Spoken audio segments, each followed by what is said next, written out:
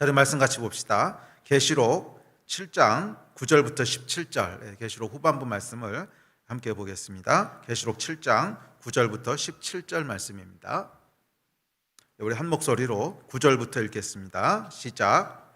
이 이후에 내가 보니 각 나라와 족속과 백성과 방언에서 아무도 능히 살 수 없는 큰 무리가 나와 흰 옷을 입고 손에 종려가지를 들고 보좌 앞과 어린 양 앞에 서서 큰 소리로 외쳐 이르되 구원하심이 보좌에 앉으신 우리 하나님과 어린 양에게 있도다 하니 모든 천사가 보좌와 장로들과 내 생물의 주위에 서 있다가 보좌 앞에 엎드려 얼굴을 대고 하나님께 경배하여 이르되 아멘. 찬송과 영광과 지혜와 감사와 존귀와 권능과 힘이 우리 하나님께 세세토록 있을지어다. 아멘 하더라.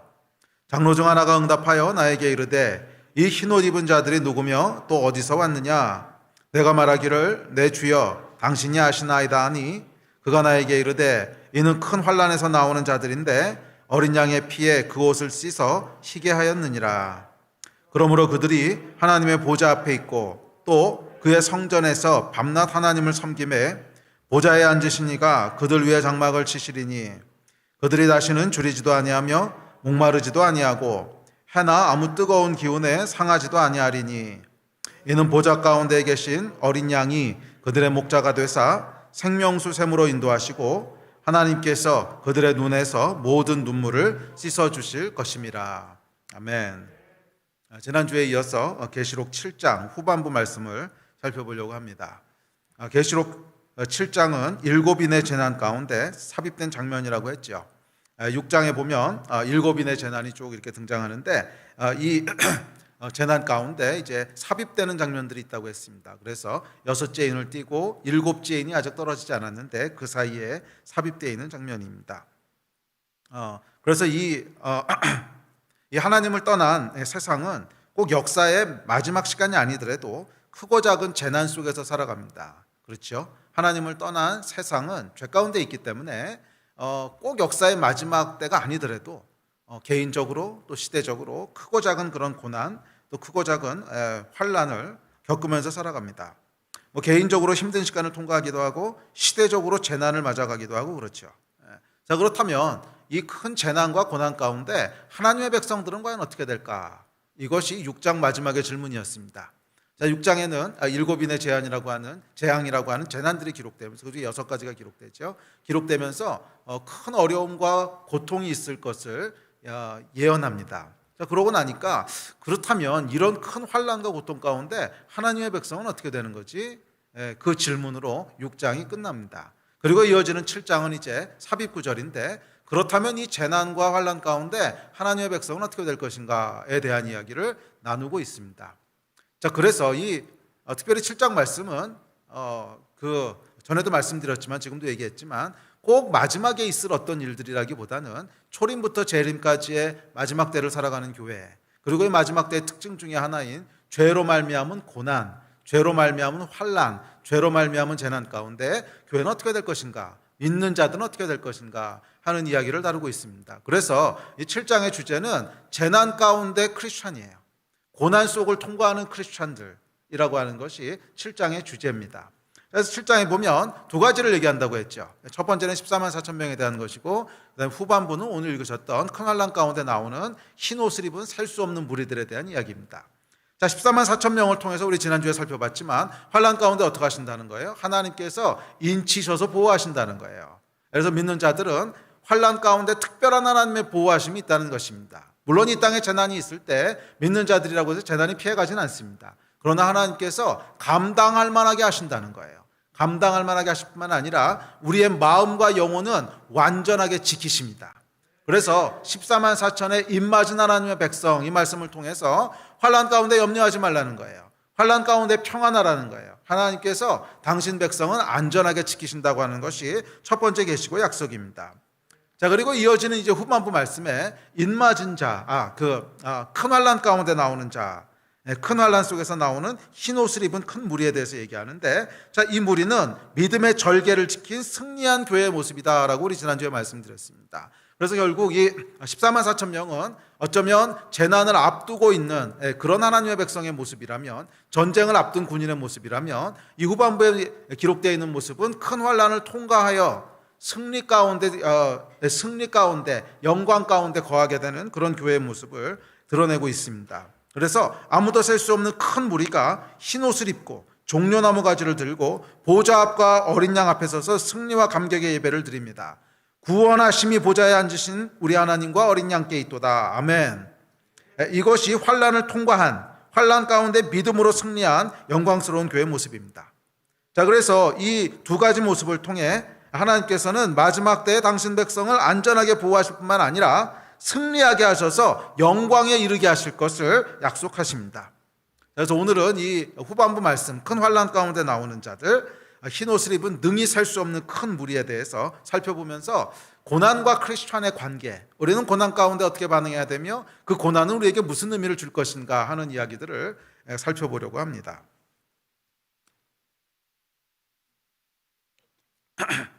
자, 먼저 이 말씀을 통해 우리가 알 수 있는 중요한 사실이 있는데, 그것은 뭐냐면 믿는 자들도 고난, 재난, 환난보다 비슷한 말인데, 개인적으로 얘기하면 고난이 될 것이고, 그것을 좀 더 집단적으로 얘기할 때 재난이나 환난이라 그러기도 하고, 하여간 재난, 고난, 환난이 있는데 믿는 자들도 역시 재난이나 고난을 받는다는 거예요. 꼭 역사의 마지막 때뿐만이 아니라 하나님을 떠난 세상은 죄 가운데 있기 때문에 어쨌거나 타락한 세상을 살아가는 동안에는 우리는 아직 천국에 있는 게 아니라는 거예요. 우리는 아직 완전한 하나님의 나라에 있는 것이 아니라는 거예요. 더 이상 눈물이 없을 것이고 더 이상 슬픔도 없는 완성된 하나님의 나라 가운데 있는 것이 아니라 아직 죄가 관영한 세상을 살아가고 있기 때문에 당연히 그 안에 있으면 우리도 고난과 재난과 환난을 피해갈 수 없습니다. 믿는 자든 믿지 않는 자든지 간에 재난과 환난과 고난을 당한다는 거예요. 그래서 오늘 이 교회의 모습을 보면 큰 환난에서 나오는 자들이라고 그랬어요. 큰 환난을 피해서 나오는 자들이거나 큰 환난을 맞지 않고 오는 자들이 아니라 큰 환난 가운데서 나오는 자들이라는 거예요. 큰 환난을 통과해서 오는 자들이라는 거예요. 그래서 여러분, 우리가 기억해야 될 것은 믿는 자든 믿지 않는 자든 하여간 타락한 세상에 사는 한 재난, 환난, 고난은 피해갈 수 없습니다. 자, 그런데 믿는 자들에게 이 재난, 고난, 환난은 단순히 마지못해 받는 것이 아니라 그것을 허락하시는 하나님의 목적이 있다는 거예요. 재난과 고난과 환난을 허락하시는 목적이 있는 것인데, 이 목적을 뭐라고 기록하냐면 하나님의 보좌 앞에 나가 이를 통해 거룩한 영광의 존재에 이르게 되는 거예요. 자, 오늘 본문 말씀 보면 이렇게 얘기합니다. 13절부터 15절. 자, 시작.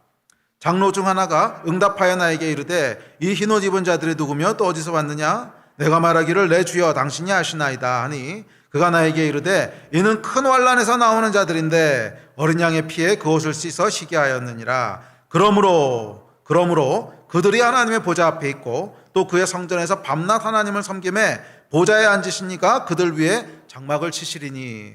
자, 지금 장로 중 하나가 묻지요. 이들이 누구며 어디서 왔느냐? 그러니까 요한이 대답합니다. 당신이 아십니다. 그랬더니 뭐라고 얘기하냐면 큰 환난에서 나오는 자들이래요. 큰 환난에서 나오는 자들이래요.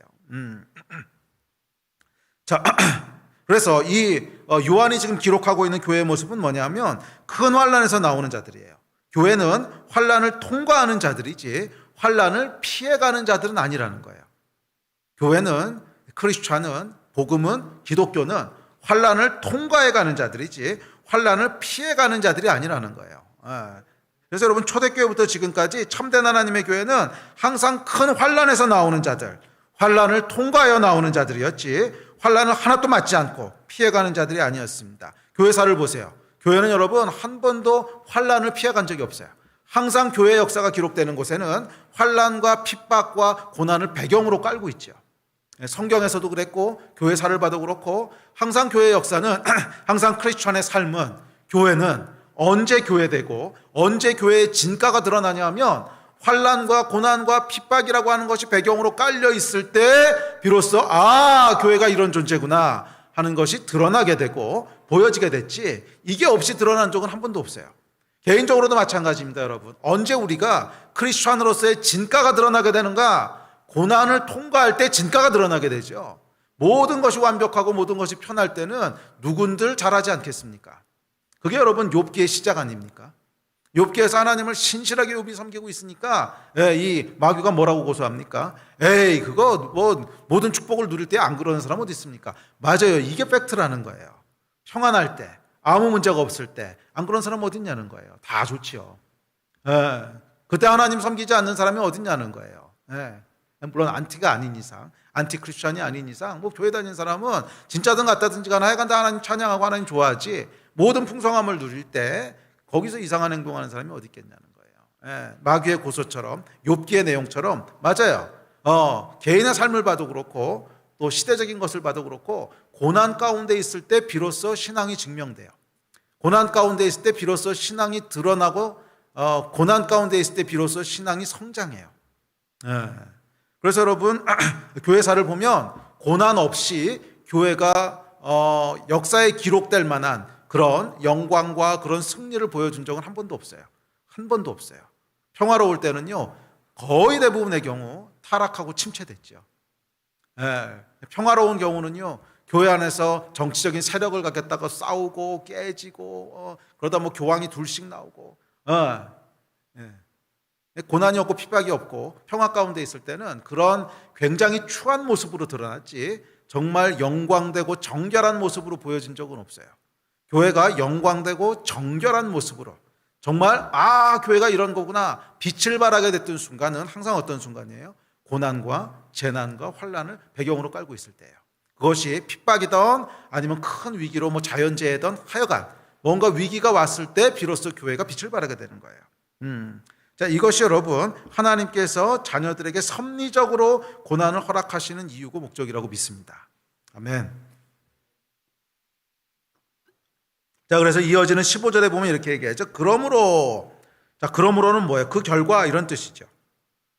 교회가 큰 환난을 통과하여 나오는데, 그러므로 어떻게 된다는 거예요? 하나님의 보좌 앞에 있고 또 그의 성전에서 밤낮 하나님을 섬긴다는 거예요.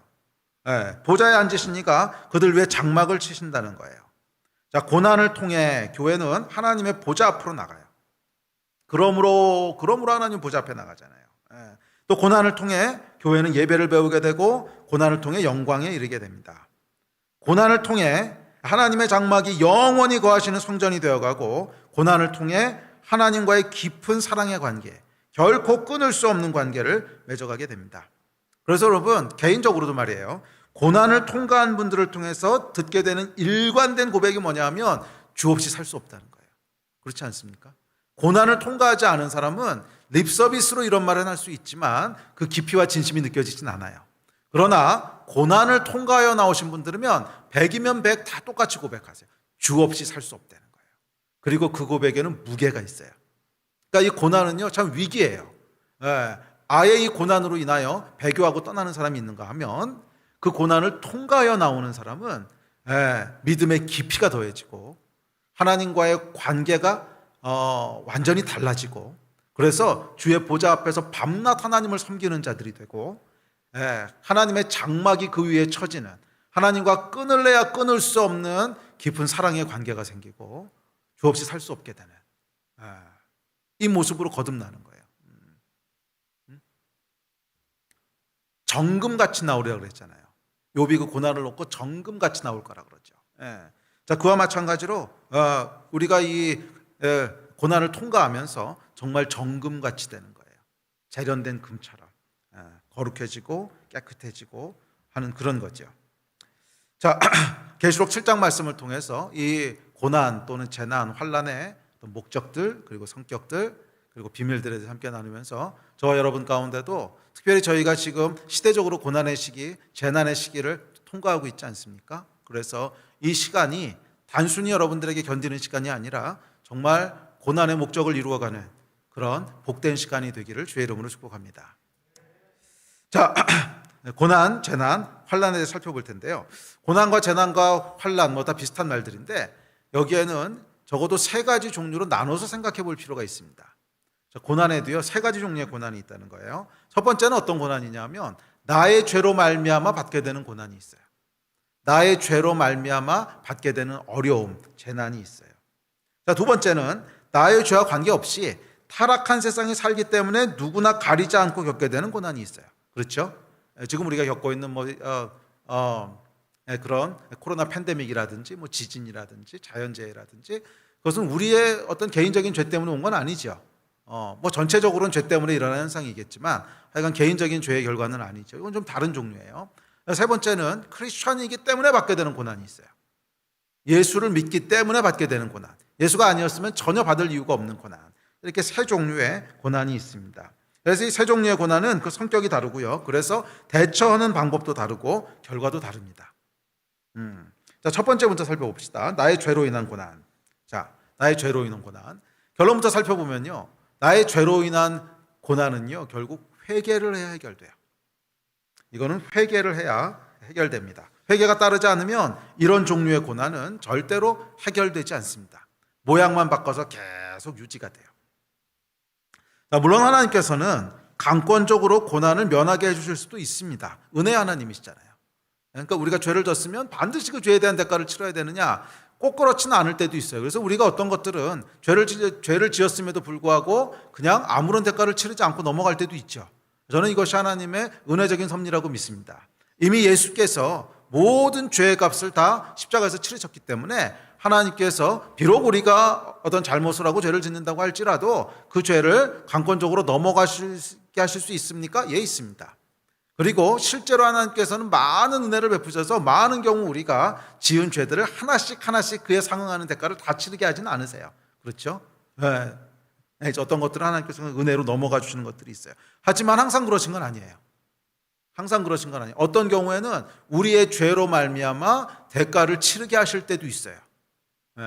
그리고 우리가 겪는 고난의 많은 퍼센테이지는 전 여기서부터 온다고 믿습니다. 우리가 뿌린 씨예요. 우리가 뿌린 씨예요. 뭐 관계로 말미암아 관계가 깨지고 틀어지면서 겪게 되는 어떤 갈등과 고난, 이거 사실 우리가 뿌린 씨잖아요. 뭐 그 사람이 진짜 이상한 사람일 수도 있지만 사실은 내가 기여한 것이 있지요. 또는 욕심으로 말미암아 잘못된 선택을 했다든지 뭐 이런 것들로 인해서 우리의 죄로 인해서 결과를 겪게 하실 때가 있습니다. 자, 그런데 이렇게 은혜로 다 넘어가 주시지 않으시고 고난을 겪게 하시는데 그 목적이 뭐냐? 이유가 있습니다. 이유는 뭐냐면 죄의 심각성을 일깨워 주시기 위해서 그런 거예요. 죄의 심각성을 일깨워 주시기 위해서예요. 죄는 여러분 이 하나님의 계획, 데스티니라 그러죠. 우리를 향한 데스티니를 파괴하고 망가뜨립니다. 죄는요 반드시 우리의 계획을 망가뜨려요. 우리의 데스티니를 망가뜨려요. 설령 하나님께서 은혜를 베푸셔서 죄의 결과인 고통을 감내해 주셨다고 할지라도 죄로 말미암아 한번 훼손되고 한번 변형된 데스티니는 웬만해선 복구되지 않습니다. 자, 무슨 말이냐면 내가 그 죄를 지지 않았다면 10이라고 하는 인생을 살 수 있었다면 그 죄를 짓고 나면 결국 7, 8밖에 못 살게 된다는 거예요. 왜냐하면 첫째는 죄로 말미암아 시간이 낭비됩니다. 그렇죠? 그 죄로 말미암아 많은 시간들을 허비하게 되죠. 원래 바른 선택을 해서 갔어야 될 그 시간들을 잘못된 선택으로 채우게 되잖아요. 그러니까 시간이 일단 낭비되죠. 또 죄로 말미암아 관계도 잘못하면 깨지죠. 또 죄로 말미암아 뭐 기회도 놓쳐버리게 되죠. 그래서 어떤 죄든지 간에 죄가 들어오게 되면 우리의 데스티니는 손상을 입습니다. 그 죄가 비록 직접적으로 눈에 보이는 어떤 대가는 치르지 않을지라도 직접적으로 눈에 보이는 대가는 이제 거짓말 한 번 했으니까 그 다음에 이런 고통을 바로 겪어. 이렇게 하나님이 안 하실지라도 그것을 십자가의 은혜로 넘어가신다고 할지라도 그것과는 별개로 데스티니는 결국 계속 감소하게 돼 있는 거예요. 계속 손해를 보게 돼 있는 거예요. 시간도 낭비했어. 기회도 낭비했어. 관계도 깨졌어. 뭐 그러다 보면 계속 데스티니는 10을 살아야 될 사람이 8밖에 못 살고 7밖에 못 살고 계속 놓치게 되는 거죠. 자, 그래서 하나님께서 우리로 고통을 통과하게 하시는 거예요. 죄의 심각성을 알게 하시기 위해서 너 그렇게 하면 인생이 결국 망가지는 거야. 너 그렇게 하면 내가 아무리 너의 뭐 죄값에 대한 것들을 은혜로 넘어간다고 할지라도 네 인생 자체가 미저러블해질 거야. 이것을 깨우쳐 주시기 위해서 다시는 죄로 인한 인생의 손실이 없기를 원하시기 때문에 이런 죄의 대가들을 겪게 하세요. 그게 나의 죄로 인한 고난, 재난, 환난이에요.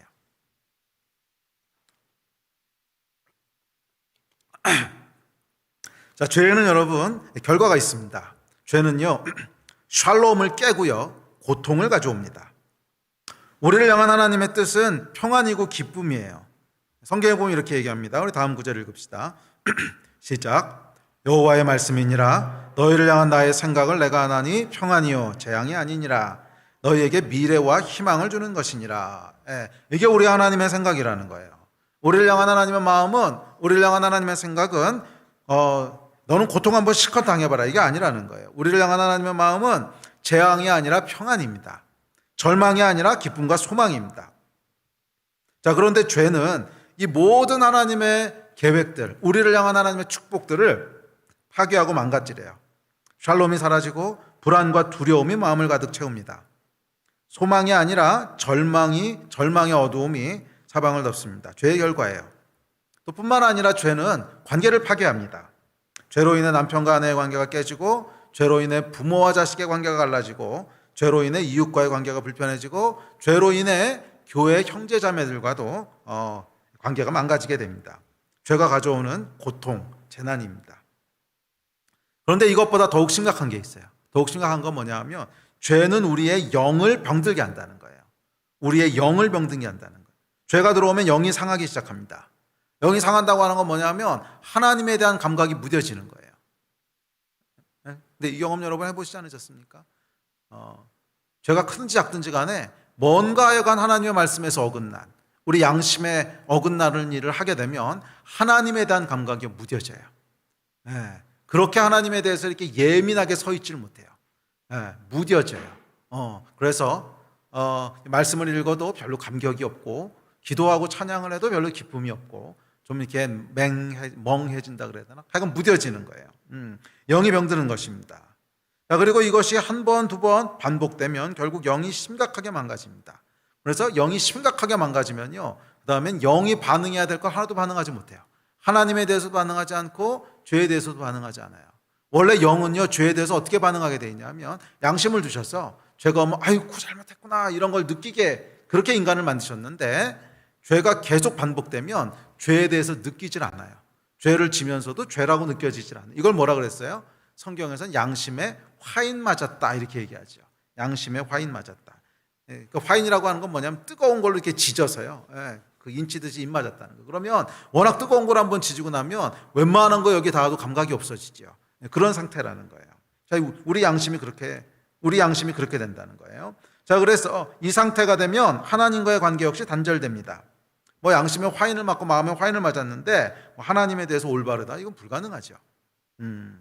자, 그래서 이 상태까지 이르지 않도록 하나님께서 고통을 허락하세요. 이게 개인의 죄로 말미암은 고난이에요.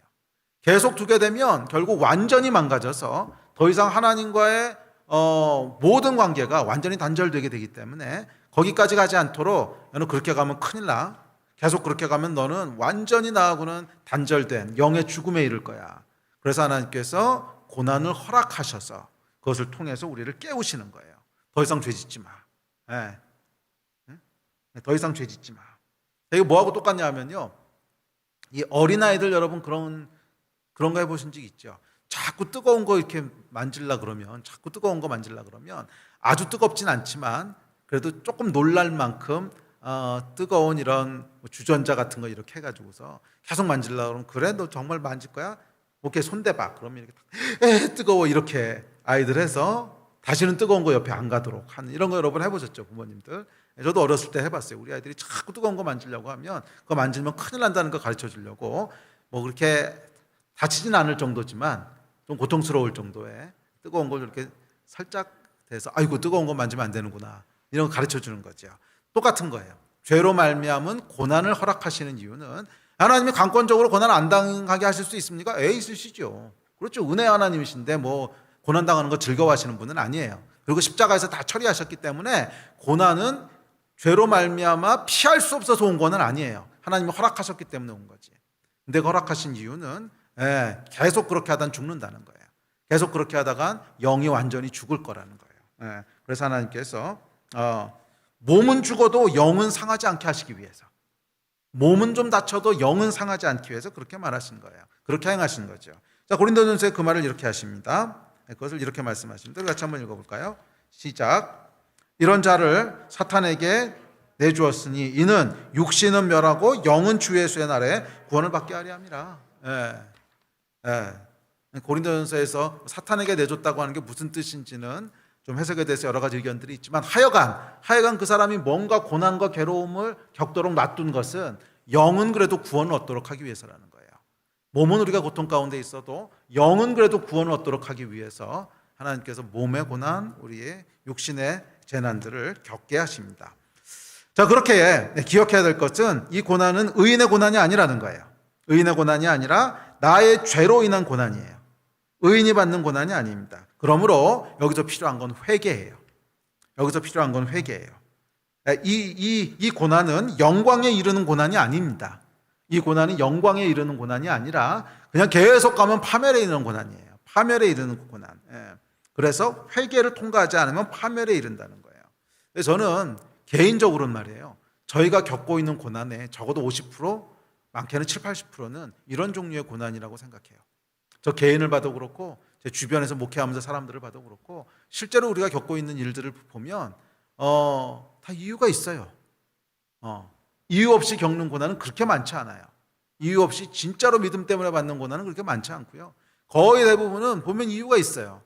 과거에 그래서 그렇게 하지 말았어야지 이런 거 말이에요. 주변에서 셀에서 셀 리더가 또는 목사님이 그렇게 하지 말라고 기도하고 막 했는데도 뭐 그냥 이러저런 이유로 그냥 하여간 질렀어.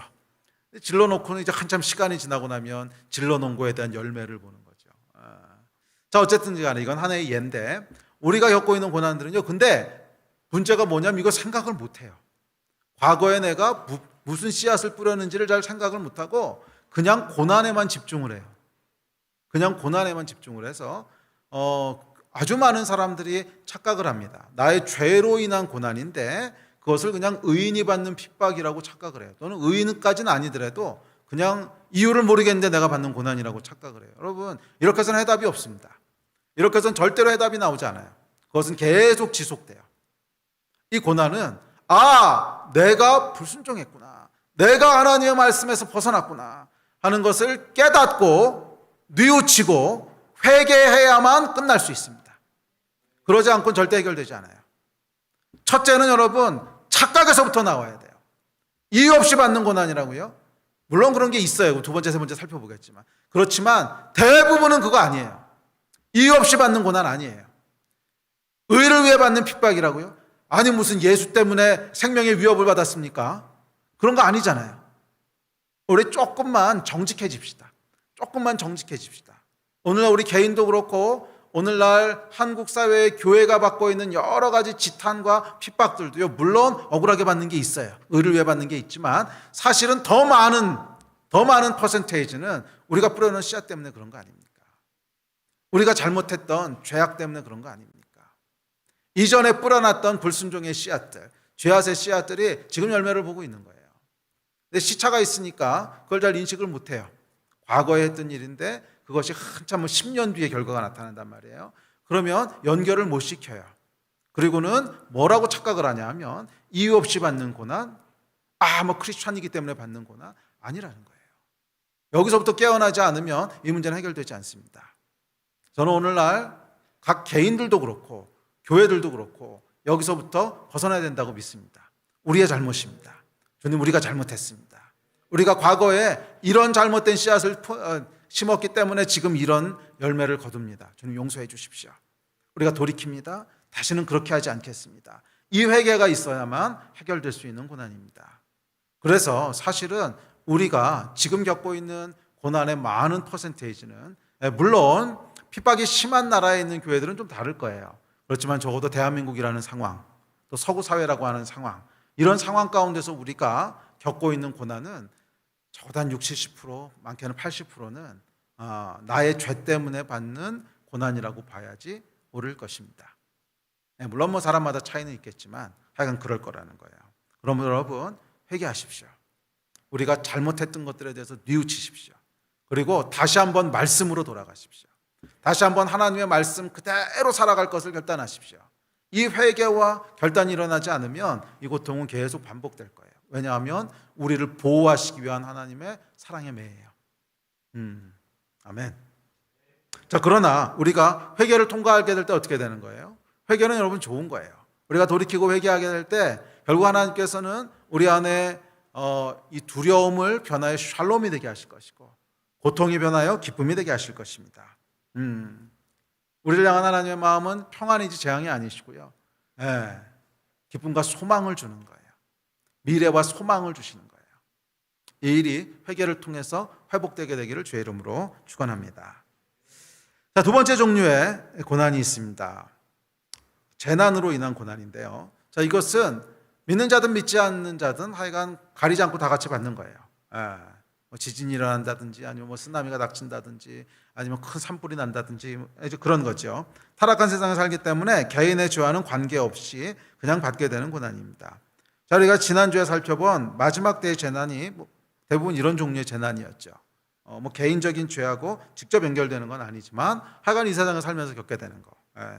그러니까 예를 들면 이제 불치병에 걸린다든지 또는 뭐 지금 같이 팬데믹 상황을 통과한다든지 그렇죠.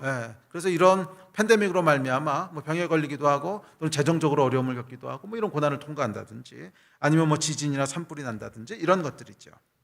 자, 이때 우리에게 필요한 것이 있는데 이 두 번째 종류의 고난에서 필요한 것은 믿음이에요. 첫 번째 종류의 고난에서 필요했던 것이 회개라면 두 번째 종류의 고난에서 필요한 건 믿음이고요. 미리 말씀드리면 세 번째 종류의 예수로 말미암아 받게 되는 고난에서 필요한 것은 충성이에요. 자, 근데 어쨌거나 이 두 번째 단계에서 필요한 것은 믿음입니다. 자, 믿음인데 어떤 믿음인가 하면 하나님께서 나를 지키신다는 믿음이에요. 하나님께서 나를 지키신다는 믿음이에요. 자, 재난이 가져오는 여러 가지 증상들이 있는데 대표적인 증상은 두 가지 증상을 들 수 있는데 하나는 두려움이에요. 재난의 때에 들어가게 되면 두려움의 증상들이 나타납니다. 사람들이 재난을 맞게 되면 큰 두려움에 사로잡히게 되고 그리고 이 두려움은 우리 인생을 속박하고 파괴합니다. 사실은 재난 자체도 문제지만 재난으로 말미암은 두려움이 인생을 더 폭넓게 더 광범위하게 속박하고 파괴합니다. 이 우리가 그 팬데믹을 겪으면서 뭐 통과하면서 지금 겪고 있는 일 아닙니까? 사실 여러분 팬데믹으로 말미암은 피해가 물론 있는데 그 피해는 사실 직접적인 피해는 그렇게 많지 않죠. 뭐 지금까지 뭐 한국 사회에서 이거 그 코비드 19 걸린 사람이 뭐 10만 명 안 되잖아요. 몇만 정도 되요, 몇만. 그러니까 실질적으로 이것에 의해서 피해 입은 사람들보다도 더 큰 피해는 뭐냐면 두려움. 이 두려움으로 말미암아 모든 사회 시스템이 이렇게 스탁되고 뭐 모임도 금지되고 뭐 교회도 예배도 못 드리고 그러니까 이 두려움이라고 하는 게 삶의 많은 부분들을 파괴합니다. 그리고 이 두려움으로 말미암아 이런 모든 것들이 스탁되고 나면 뭐가 생기죠? 사람이 고립되어 있으니까 우울증도 생기고 또 뭐 이렇게 스탑되는 거로 말미암아 사업이 망하기도 하고 자, 이런 일들이 생기는 거죠. 자, 그래서 이 두려움이라고 하는 것이 얼마나 필요 이상으로 우리의 삶을 속박하고 파괴하는지 모릅니다. 두려움은 필요 이상으로 우리의 삶을 속박하고 파괴합니다. 자, 이 두려움이 심해지면 정신까지 파괴돼서 정상적인 삶을 살지 못하게 됩니다. 극심한 두려움이 지속되면요, 우리 멘탈이 견디지 못하죠. 그래서 우울증에 걸리든지, 뭐 심하면 정신 분열이 오든지. 그래서 여러분, 뭐 쓰나미 지역이라든지 큰 지진이 이렇게 쓸고 지나가면서 많은 마을 사람들이 죽고 그런 지역에 가보면 멘탈이 무너진 사람들이 굉장히 많아요. 그러니까 정신이 분열이 되고 미치고 뭐 이런 사람들이 굉장히 많죠. 이 두려움이라고 하는 것이 결국 우리의 정신세계를 다 무너뜨리는 거죠. 자, 또한 두려움은요 서로에 대해서 각박해지게 만들고 공격적이 되게 만듭니다. 여유가 없어지는 거예요. 그러니까 일단 내가 살고 봐야 되니까 이 생존 본능이 있기 때문에 살고 봐야 된다고 하는 그런 이제 생각 속에서 인간성이 파괴되고 신뢰가 깨집니다. 일단 내가 살고 봐야 되겠는데 뭐 저 사람 돌볼 여유가 어디 있어요? 여유가 없으니까 네가 죽거나 말거나 일단 나부터 살아야겠다. 또는 내가 살기 위해서 저 사람을 죽음으로 내몰고 인간성이 파괴되는 거죠. 그래서 두려움이 들어오게 되면 관계도 결국 파괴되게 됩니다. 인간성도 파괴되게 되고 관계도 파괴되게 되고 자, 이런 거예요. 자, 그런데 이런 두려움의 재난 속에서 재난이 주는 두려움 속에서 하나님이 당신 백성들에게 주시는 특별한 은혜가 있습니다. 이 은혜가 뭐냐면 평강이에요. 실제로 예수님이 어떻게 하셨나 보세요. 제자들이 두려움 속에 떨고 있는데 부활하신 예수님이 나타나서 뭐라고 했어요? 평안을 너희에게 주노라. 세상이 줄 수 없는 평안을 주노라. 그래서 이 재난 가운데 하나님의 백성들에게 주시는 특별한 선물이 있습니다. 예수께서, 우리 하나님께서 재난 가운데 특별히 주시는 선물이 있는데 그건 뭐냐면 평안이에요. I give you peace. 내가 너에게 평안을 주노라. 샬롬을 주노라. 이게 하나님이 주시는 선물이라는 거예요. 그래서 우리 믿는 자들은요, 재난을 우리도 통과합니다. 재난이 우리 피해가는 거 아니죠. 코비드 19이 코로나가 오면 우리라고 안 걸리는 거 아니고, 또 만약 지진이 일어나면 우리라고 피해가는 거 아니고, 다 똑같이 우리도 통과합니다. 그렇지만 하나님께서 우리에게 주시는 선물이 있는데 그 선물은 뭐냐면 평안을 우리에게 주신다는 거예요. 샬롬을 우리에게 주신다는 거예요. 그래서 우리로 두려움에 함몰되게 하시는 것이 아니라 우리로 평강을 누리게 하신다는 거예요. 할렐루야. 자, 이것이 여러분 재난 속에 있는 크리스천들의 특권입니다. 자, 그런데 이 특권은 어떻게 얻게 되는가? 그것은 하나님이 나를 지키신다는 믿음으로 얻게 되는 거예요.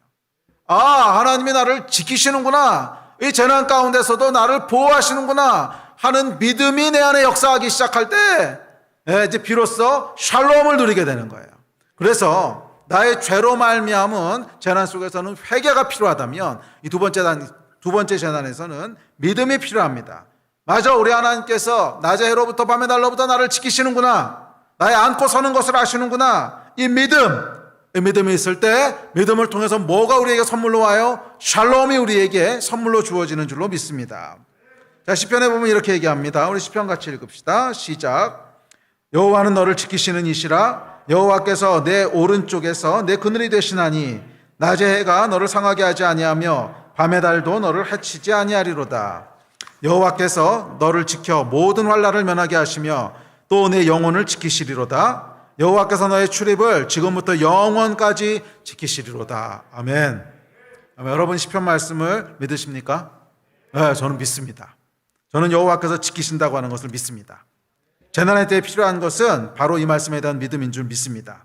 우리를 지키시는 여호와 하나님, 낮의 해로부터 나를 지키시고 밤의 달로부터 나를 지키시고 코비드 19의 위협으로부터 나를 지키시고 이 세상이 가져오는 모든 재난과 위협으로부터 밤에나 낮에나 졸지도 않으시고 나를 지키시는 하나님, 이 하나님이 나와 함께 계셔 하는 이 믿음이 우리 안에 있을 때 믿음을 통해서 뭐가 주어져요? 샬롬이 우리 가운데 들어오는 거예요.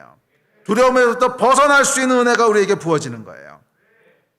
큰 환난 속에서도 여러분 샬롬을 누리시기를 축복합니다. 재난한 가운데서도 샬롬을 누리시기를 축복합니다. 하나님이 여러분과 함께 하십니다. 이 재난 가운데 누리는 샬롬은 여러분 나의 죄로 인한 재난 그 얘기하는 게 아니에요. 나의 죄로 인한 재난은요 믿음으로 샬롬을 누리게 되지 않습니다. 그것은 회개를 통과해야 샬롬을 누려요. 나의 죄로 인한 것은 마저 하나님이 나와 함께 계시지 이것 가지고 샬롬이 누려지는 게 아니에요. 이것은 반드시 회개를 통과해야 샬롬이 누려져요. 그러나 두 번째 종류의 재난에서는 믿음으로 샬롬을 누리는 거예요. 나의 죄 때문에 아닌데 받게 되는 이 객관적인 상황. 그렇죠. 이 코로나 바이러스 내가 만든 것도 아니고, 그냥 어쩌다 보니까 이 시대에 살게 된 건데, 어떡하겠어요? 하나님이 지켜주셔야지. 주여 지켜주십시오. 이 믿음. 그게 있을 때 우리는 과도한 두려움으로부터 해방될 수 있습니다. 아멘. 자, 그리고 이 샬롬이 우리에게 부어질 때, 재난 속에서 샬롬이 부어질 때 비로소 우리가 여유가 생겨요. 무슨 여유냐면 주변 사람들을 돌아볼 수 있는 여유가 생겨요. 주변 사람들을 손을 내밀어서 붙잡아 줄 수 있는 여유가 생겨요. 자, 이것이 우리로 재난을 통과하도록 하시는 하나님의 뜻이라고 믿습니다. 절망 속에 있는 사람들에게 손을 내밀어 줄 수 있는 존재. 그래서 어둠 속에서 빛이 드러나듯이 고난 속에서 비로소 하나님의 백성의 진가가 드러나게 돼요. 이 재난이 오면 다들 두려움 때문에 이웃을 돌아볼 여유도 없고 내가 살기 위해서는 등 떠밀고 이런 상황 가운데 여유가 있는 존재가 처음으로 드러나게 되고 보여지게 되는 거예요. 여유가 있는 존재, 두려워하지 않는 존재. 막 세상이 미친 듯이 돌아가고 있어서 다들 두려움에 사로잡혀 있는데 샬롬을 누리는 존재가 있다고 생각해 보세요. 사람들이 얼마나 의지하게 될까. 나도 그 샬롬을 누리고 싶고 거기 가면 피난처가 있을 것 같고 그래서 비로소 손을 잡아주고 끌어주고 저는 크리스찬들을 이유를 모르는 고난을 통과하게 하시는 이유는 이 목적이 크다고 믿습니다. 그 재난 가운데 빛이 드러나게 하시는 거예요. 이 재난 가운데 하나님의 백성의 영광이 드러나게 하시는 거예요. 하나님의 백성은 다른 존재구나. 하나님의 백성은 전혀 다르게 살아가고 다르게 반응하는 존재구나. 그거. 자, 그렇게 여러분, 고난이 없으면요, 영광도 없어요. 고난이 없으면 영광도 없어요. 고난은 주의 백성들이 어떤 존재인지를 드러나게 해주는 배경이 되는 거예요. 여러분, 아무리 하얀색이 하얗다고 해도요, 배경이 하얀색이면 하얀색이 안 드러나요. 하얀색이 하얗게 드러나려면 배경이 까만색이어야 돼요. 배경이 까만색이야 하얗게 이제 보여지게 되듯이 그런 거예요. 하나님의 백성이 얼마나 다른 존재인지는 고난을 배경으로 할 때만 드러나고 보여지게 돼요. 근데 물론 하나님께서 그래서 일부러 고난을 창조해내시는 분은 아니세요. 우리 하나님은 그런 이상한 사이코패스는 아니세요. 하지만 죄로 말미암아 이 까맣게 돼버린 이 타락한 세상 가운데 하나님이 하나님의 백성으로 그 가운데를 지나가도록 허락하시는, 일부러 만드신 건 아니지만 거기를 지나가도록 허락하시는 이유는 저는 흰색을 드러내기 위해서라고 믿습니다.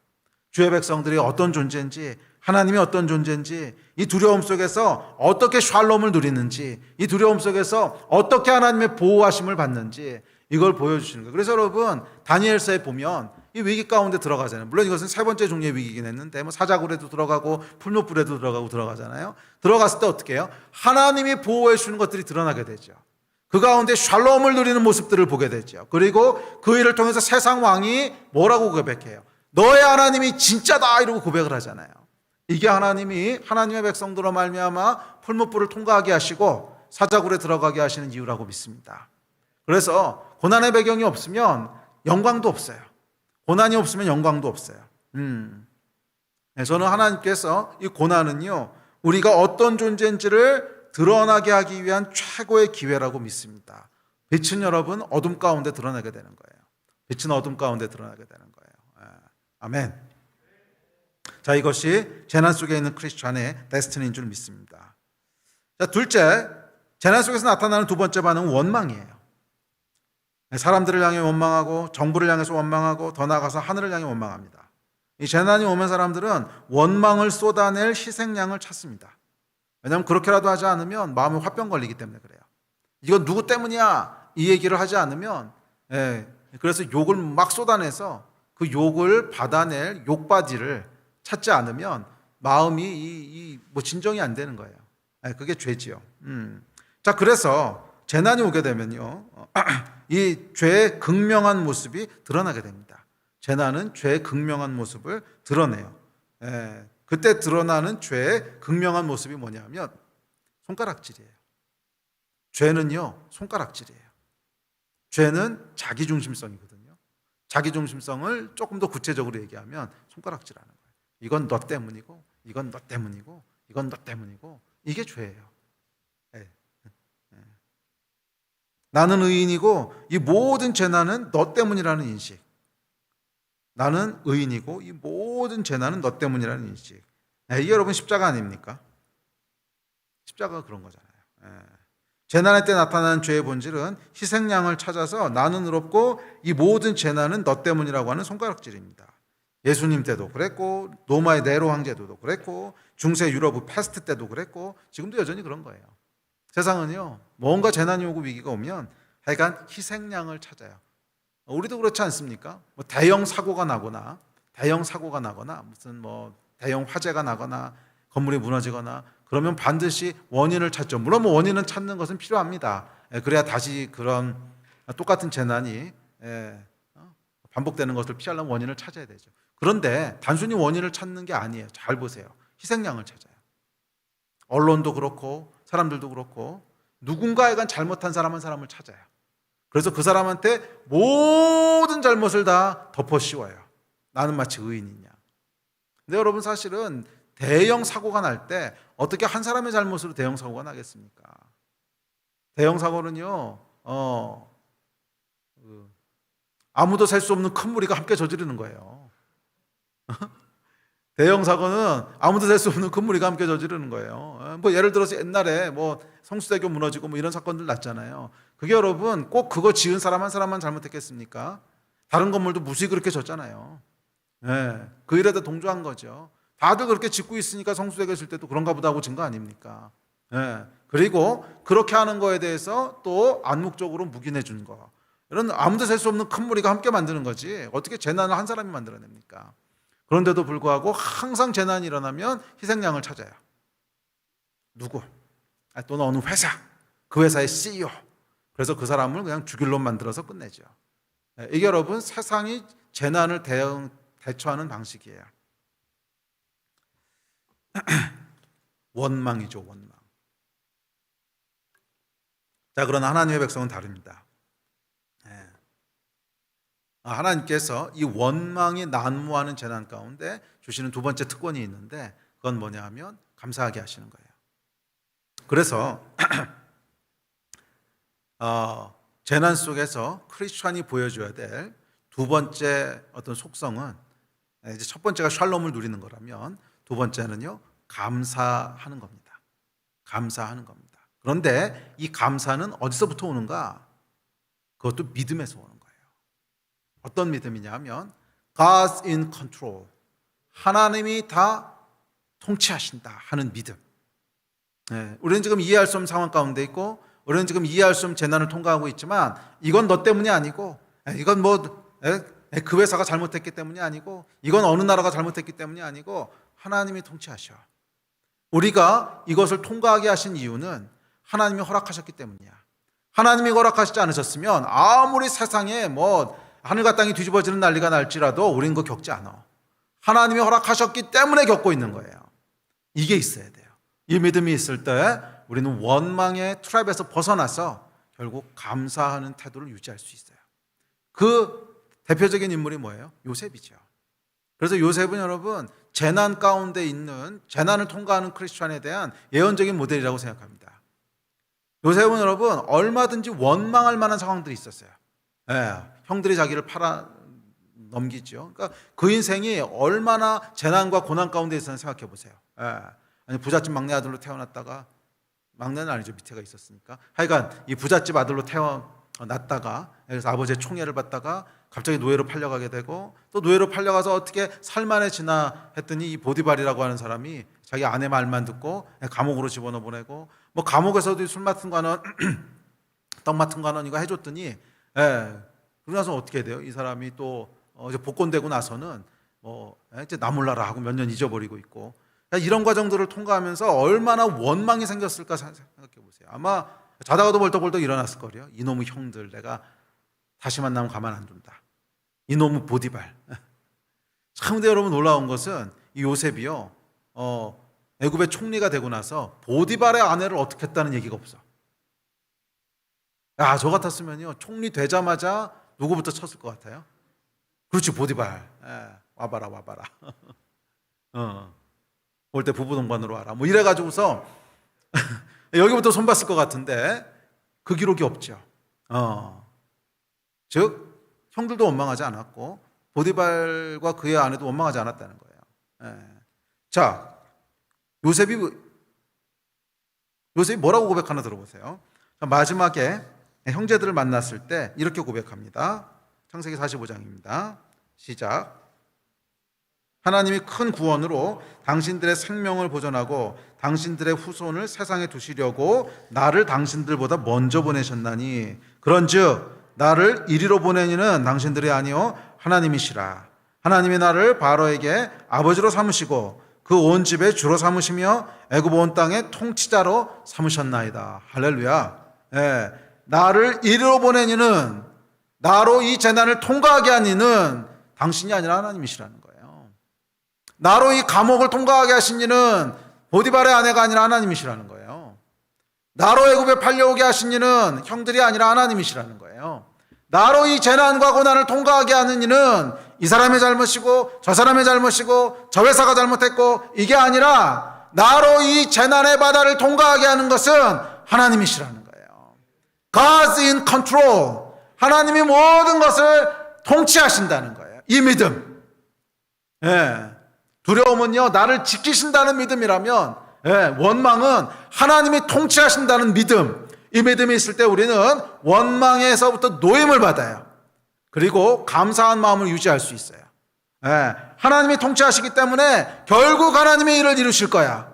이 평안과 감사를 누리게 되는 줄 믿습니다. 그러면 여러분, 재난 중에 있는 하나님의 백성에게 필요한 것은 이 요셉의 믿음인 줄 믿습니다. 원망으로 세월을 낭비하는 것이 아니라 하나님이 하셨고 하나님이 하실 거라고 하는 이 믿음이 있을 때 우리는 원망을 벗어나게 되는 거예요. 그리고 이 감사의 믿음으로 설 때 결국 하나님께서는 요셉의 인생을 역전시키십니다. 그래서 앞으로 다가올 7년의 기근이라는 큰 환난 때에 축복의 통로가 되게 하시죠. 그래서 저는 이 요셉이야말로 환난을 맞은 하나님의 백성들의 예언적 모델이라고 믿습니다. 환난 가운데 원망을 극복한 믿음의 사람들, 환난 속에서도 감사를 잃지 않는 사람들을 세우셔서 다가올 시대적 큰 환난 때 축복의 통로가 되게 하시는 거예요. 자, 이것이 이 주의 백성들로 재난을 통과하게 하시는 하나님의 깊은 계획이에요. 요셉의 역전, 그게 우리의 데스티니예요. 저와 여러분의 데스티니는 요셉의 역전을 이루는 자들입니다. 여러분, 우리가 지금 이유를 알지 못하는 재난, 이유를 알 수 없는 고난의 바다를 통과하고 있을지라도 God's in control, 나의 죄 때문이 아니라면 하나님의 섭리 아래에 있습니다. 그리고 이 하나님께서는 이유가 있어서 나로 이 고난의 바다를 통과하게 하시는 거예요. 당신들보다 나를 먼저 애굽에 보내신 것은 당신들을 살리기 위함입니다. 이 요셉의 고백처럼 요셉의 역전을 이루는 날이 반드시 와요. 고난을 통과한 그리스도인에게는 요셉의 역전을 이루게 하는 날을 반드시 보게 하세요. 아멘. 아니, 그래도 목사님, 재난 가운데 죽는 사람들은요? 요셉의 역전을 여러분 개인으로만 생각하면 이해할 수 없는데 사실은 하나님의 나라 차원에서 이해하면요 반드시 요셉의 역전을 이루세요.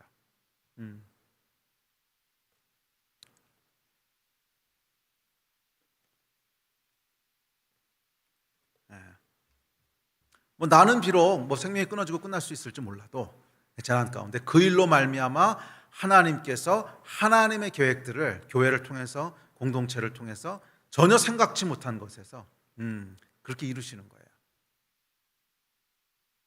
아멘. 그 일을 이루시는 분은 우리 하나님이신 줄 믿습니다. 그래서 반드시 요셉의 역전을 일으키세요. 반드시 요셉의 역전을 일으키셔서 환난 때에 앞으로 다가올 7년 기근으로 예표되는 그런 큰 환난의 때가 올 텐데 그때 축복의 통로가 되기 위해서 세우시는 줄 믿습니다. 그런 축복의 통로들, 요셉의 역전을 이루는 자들 다 되시기를 주의 이름으로 축복합니다. 자, 마지막으로 세 번째, 믿음으로 받는 고난이 있어요. 자, 이것은 분명한 목적과 이유가 있는 고난입니다. 예수 믿기 때문에 받는 거예요. 이것은 여러분 굉장한 특권입니다. 그래서 아무 고난이나 이거 이름 갖다 붙이지 마세요.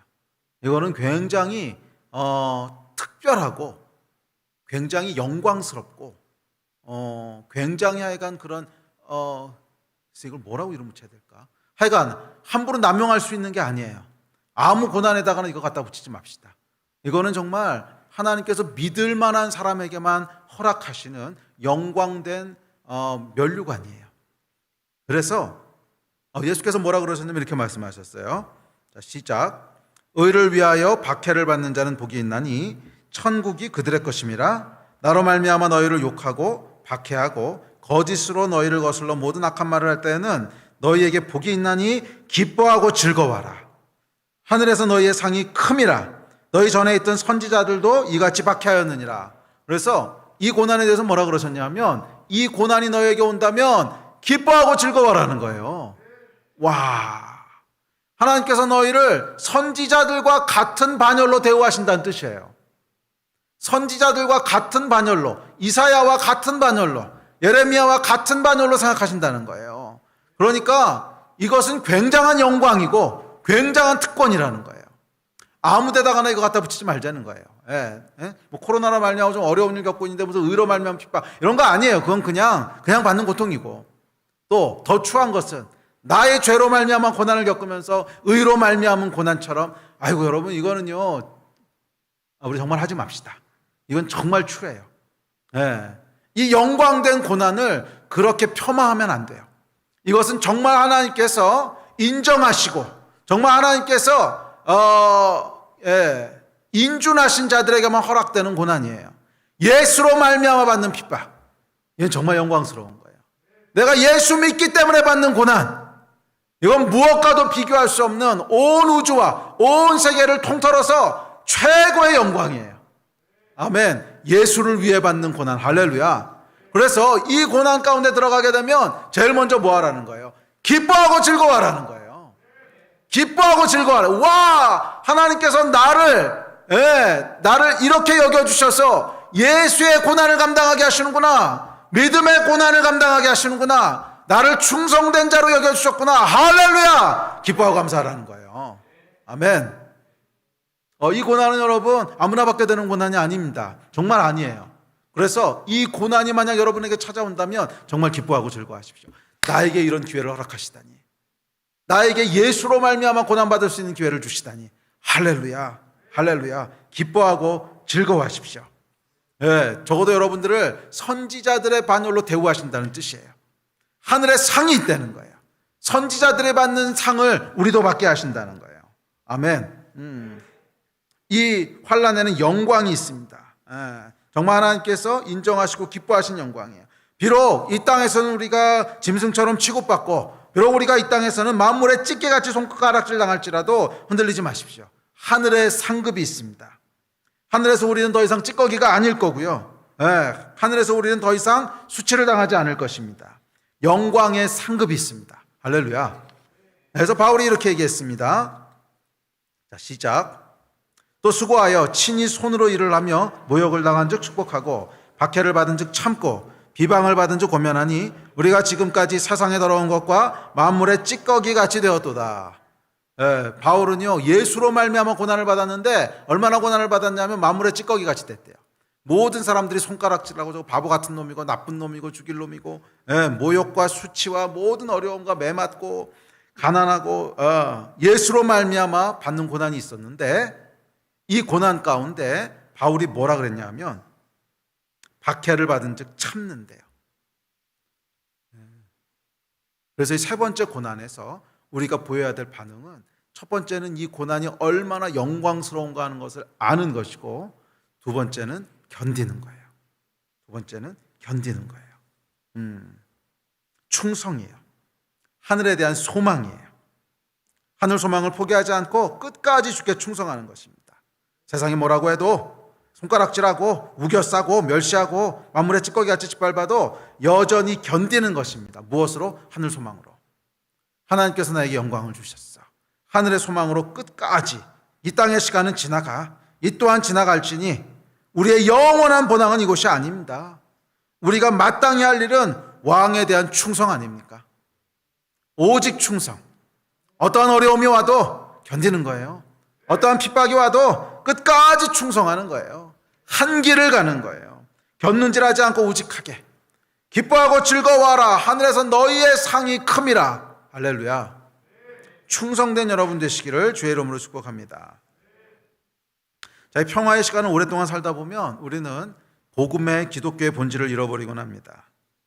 지난 2000년 이 교회 역사를 돌아보면 기독교는 항상 고난, 핍박을 배경으로 살았어요. 그때 그 진가가 드러나요. 그래서 인간의 두려움과 이기심이 끊임없이 고난 없는 기독교를 추구하게 하는데,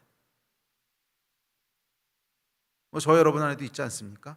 고난 없는 기독교, 웰빙 기독교, 모든 것이 다 잘 되는 기독교. 인간의 죄와 타락이 추구하는 종교의 모습이에요.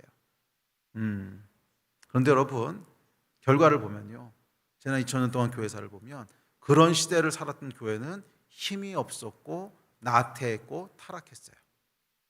그때 빛을 발했던 교회가 어딨나 생각해 보세요. 교회가 정말 힘을 가지고 세상을 구원하며 영광을 드러냈던 때는 고난과 재난을 통과했을 때였지 평화의 시간을 살았을 때가 아니에요.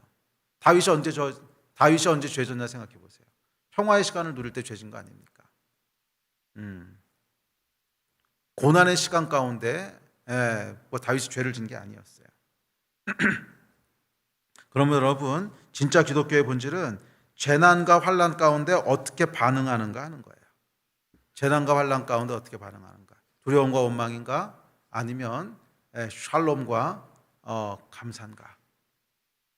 이것이 크리스찬과 넌 크리스찬을 가르는 기준인 줄 믿습니다. 아멘.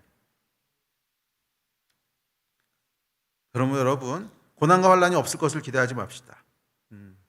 타락한 세상을 살면서 그럴 수는 없어요. 자이든 타이든 재난이든 핍박이든 우리는 하여간 재난과 고난의 시간들을 걸어가야 됩니다. 자, 오늘 본문이 이렇게 얘기합니다. 7장 14절입니다. 시작. 이는 큰 환난에서 나오는 자들인데 어린 양의 피에 그 옷을 씻어 쉬게 하였느니라. 할렐루야. 우리의 아이덴티티는 뭐냐면 큰 환난을 피해가는 자들이 아니라 큰 환난에서 나오는 자들입니다. 큰 환난 가운데 어린 양의 피에 씻어 쉬게 한 사람들입니다. 자, 마지막으로 환난을 통과할 때 우리는 어떻게 될까? 고난의 결과가 있습니다. 첫 번째 뭐냐면 첫 번째 고난의 결과는 예배를 배우게 된다는 거예요. 아무도 셀 수 없는 큰 무리가 어린 양과 보좌 앞에 나와서 구원하심이 어린 양과 우리 하나님께 있도다. 영광과 존귀와 힘과 권세가 우리 하나님께 영원히 있도다. 이 예배를요, 누가 드리는 거예요? 큰 환난에서 나오는 자들. 환난을 피해가고 평화의 시간을 누렸던 자들이 예배드리는 게 아니에요. 큰 환난에서 나오는 자들이 예배드려요. 큰 환난에서. 여러분, 성경도 그렇게 얘기하고 제 개인의 삶을 돌아봐도 예배를 배웠던 때는요, 고난 속에서 배웠어요. 광야에서 배웠어요. 모든 것이 풍성하고 모든 것이 완벽할 때는요, 사람이 정말 죄인이에요. 사람은 배부르고 등 따시면 절대로 하나님 찾지 않습니다. 정말 사람은 지독해요. 배부르고 등 따시면 아무리 하나님 찾는 것 같아도 결국 배부르고 등 따시면 사람은 나태해져요. 예배를 정말 배웠던 때는 하나님 없으면 살 수 없을 것 같을 때, 인생의 광야를 지날 때, 이 시간이 언제 끝나지? 이 시간이 언제 끝나지? 하는 이런 한탄 가운데 있을 때, 그 가운데 눈을 들어보면 하나님의 보좌가 보이기 시작해요. 광야인 것 같은데 하나님이 보이기 시작해요. 그곳에서 밤새워 하나님을 찾고 부르짖기 시작해요. 주님, 당신이 나의 소망이십니다. 이 세상에는 소망이 없습니다. 당신만이 나의 왕이시고 당신만이 나의 사랑이시고 당신만이 나의 찬양이십니다. 예배를요, 거기서 배우는 거예요. 예배를 거기서 배우는 거예요. 저뿐만이 아니라 많은 사람들이 동일하게 고백합니다. 고난의 시기가 예배를 배우는 때라고. 광야는 예배를 배우는 때라고. 큰 환난에서 나오는 자들의 예배는 환난을 통과하지 않은 사람들의 예배와는 그 깊이가 다릅니다. 환난을 통과하지 않은 사람들도 말은 똑같이 할 수 있어요. 구원하심이 보좌에 앉으신 우리 하나님과 어린 양께 있도다. 말은 똑같이 할 수 있어도 깊이는 하나도 느껴지지 않아요. 그냥 입술로 하는 거예요. 그런데 큰 환난을 통과한 자들은 똑같이 예배를 해도요, 전혀 다른 깊이가 있습니다. 그것은 그 영혼에서 나오는 소리가 있어요. 왜? 환난에서 나왔거든. 광야는 여러분, 광야는 예배를 배우는 곳입니다. 아멘. 자, 둘째, 고난과 환난을 통해서 우리는 거룩해집니다. 큰 환난에서 나오는 자들은 어린 양의 피에 그것을 씻어 희게 됐다고 얘기합니다. 고난을 통해서 거룩하게 되는 거예요. 물론 환난으로 인해서 배교하는 자들도 나올 수 있습니다. 그러나 환난을 믿음으로 통과하는 자들은 오히려 거룩함의 옷을 입게 됩니다. 자, 셋째, 큰 환난을 통해 우리는 영광에 이르게 됩니다. 자, 15, 16, 17절에 보면 이렇게 얘기합니다. 시작. 그러므로 그들이 하나님의 보좌 앞에 있고 또 그의 성전에서 밤낮 하나님을 섬김에 보좌에 앉으신 이가 그들 위에 장막을 치시리니 그들이 다시는 줄이지도 아니하며 목마르지도 아니하고 해나 아무 뜨거운 기운에 상하지도 아니하리니 이는 보좌 가운데 계신 어린 양이 그들의 목자가 되사 생명수 샘으로 인도하시고 하나님께서 그들의 눈에서 모든 눈물을 씻어주실 것임이라. 아멘. 예배팀 앞으로 나오십시오. 큰 환난을 통과할 때 우리가 이런 존재가 된다는 거예요. 큰 환난에서 나올 때 우리는 영광스러운 존재가 됩니다. 자, 영광이 여러분 무슨 뜻입니까?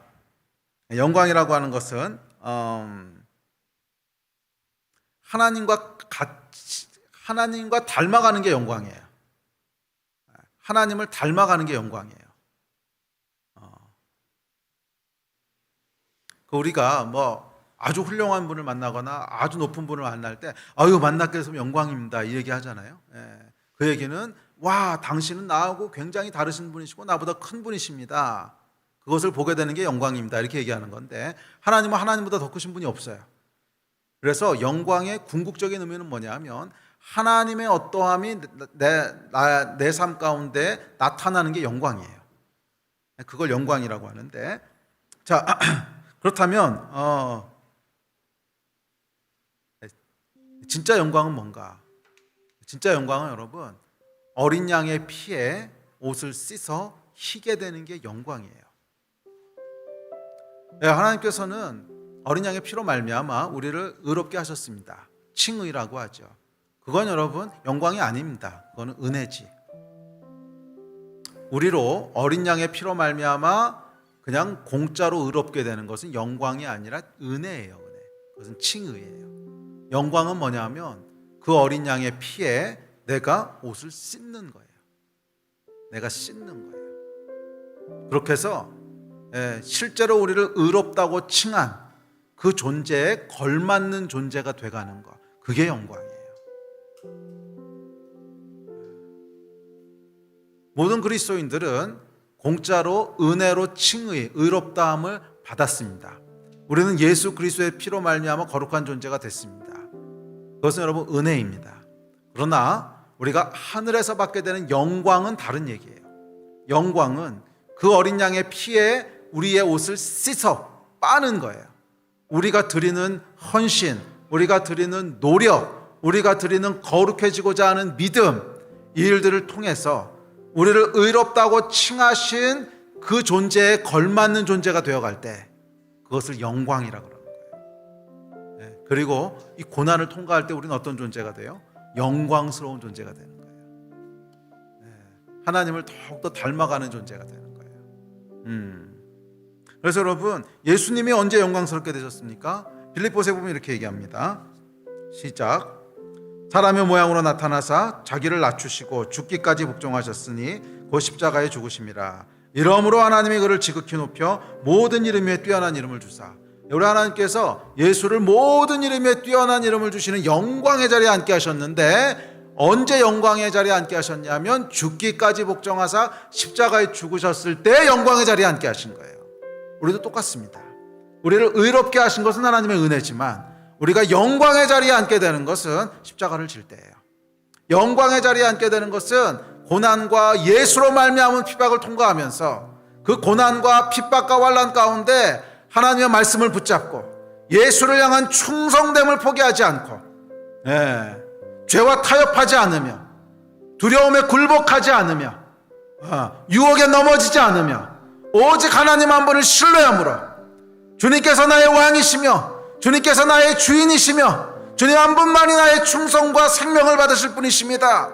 이 마음으로 한결같이 하나님 앞에 무릎 꿇고 나아갈 때, 이 재난과 고난과 핍박을 통과하며 나아갈 때 비로소 우리가 영광스러운 존재가 되어가는 거예요. 예수께서 십자가의 고난을 통과하시면서 영광에 이르셨듯이 우리도 그렇게 영광에 이르게 되는 줄로 믿습니다. 자, 그러면 여러분, 고난 앞에 있으십니까? 물론 힘듭니다. 저도 고난 앞에 서 있으면요, 빨리 이 시간이 지나갔으면 좋겠고, 이거 하나님께서 어떻게 없애주셨으면 좋겠고, 뭐 인간은 연약하기 때문에 그럴 수 있습니다. 그러나 그 마음에 지지는 맙시다. 고난은 어쩔 수 없어요. 영원한 천국에 들어가기 전까지 어쩔 수 없이 우리를 따라다녀요. 타락한 세상 어쩔 수 없어요. 그러면 여러분, 고난에 지지 마시고 이 고난을 통하여 하나님이 하시고자 하는 일을 이루어 갑시다. 원망하지 맙시다. 감사합시다. God's in control. 두려워하지도 마십시오. 완벽한 샬롬으로 하나님 지키실 것입니다. 더군다나 예수 믿는 것으로 말미암아 오해를 받고, 예수 믿는 것으로 말미암아 질타를 받고, 예수 믿는 것으로 말미암아 손가락질을 받는다면 기뻐하고 즐거워하십시오. 네, 우리는 손가락질을 받아도 예수께서는 영광을 받으시면 됩니다. 아멘. 이 믿음으로 갈 때 하나님께서 요셉의 역전을 일으키셔서 우리를 영광스럽게 하실 것이고, 우리를 통해서 많은 복들이 이 땅에 흘러가게 하실 줄 믿습니다. 이 소망을 붙잡으시고 승리하신 여러분 되시기를 주의 이름으로 축복합니다. 우리 자리에서 같이 일어나서 좀 기도합시다.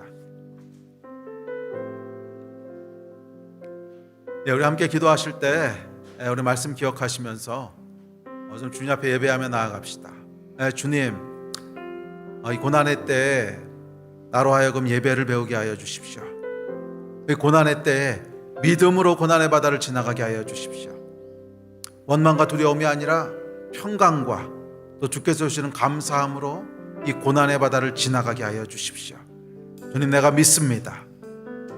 또한 예수로 말미암아 받는 핍박을 기뻐하고 즐거워합니다.